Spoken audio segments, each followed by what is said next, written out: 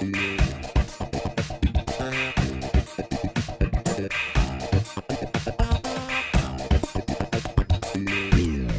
minute numérique de Ségolène. Nous continuons aujourd'hui le thème de cette série sur l'impression 3D. Et aujourd'hui, nous allons parler de la manière d'obtenir un fichier 3D à imprimer. Il existe plusieurs façons d'obtenir un fichier 3D pour votre imprimante 3D. Vous pouvez utiliser un scanner, télécharger sur Internet, photographier ou modéliser. Parlez-moi du scanner. Pour scanner, il faut choisir et avoir son modèle avec soi, un objet décoratif, une personne aussi.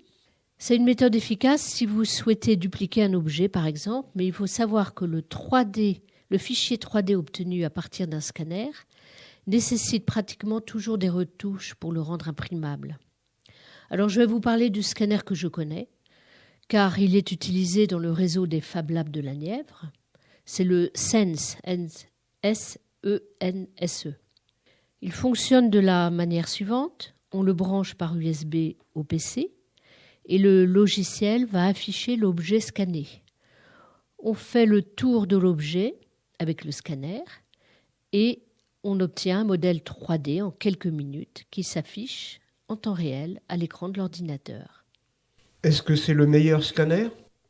Non, c'est le moins coûteux. Il coûte 400 €. Mais il n'est pas très efficace avec des petits objets. Vous pouvez avoir des scanners bien plus performants qui vont placer l'objet dans une boîte, par exemple, et le scanner par tous les côtés. Mais il faut mettre le prix. Parlez-moi du téléchargement. Alors, le téléchargement, c'est une autre méthode pour obtenir des fichiers 3D. Et je vais dire que c'est la méthode la plus simple et la plus rapide. Il suffit de faire sur Internet une recherche par mots-clés sur des plateformes spécialisées et vous téléchargez votre fichier 3D. Cette méthode a l'avantage d'être rapide et le nombre de fichiers 3D mis à disposition dans ces banques de fichiers 3D sont en pleine expansion. Quels sont les sites où trouver ces modèles ? On trouve toutes sortes de modèles dessus, décoratifs, utilitaires, ludiques, des boulons, des boutons de tiroir, des coques de smartphone, des figurines. La liste n'est pas exhaustive.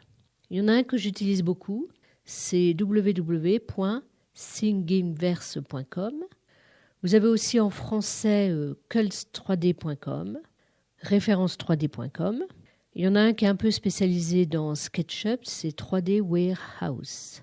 Vous avez parlé d'obtenir aussi des fichiers 3D à partir de photographies.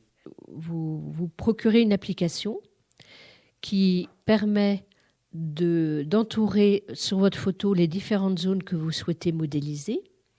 Les zones sélectionnées sont extrudées, c'est-à-dire qu'elles prennent de l'épaisseur. Et vous déterminez la taille de cette épaisseur pour chacune des zones. Et ensuite, il suffit d'enregistrer votre fichier 3D au format pour le transférer vers votre imprimante 3D. Voilà Joël, 3 méthodes même, scanner, téléchargement et photographie, pour obtenir un fichier 3D.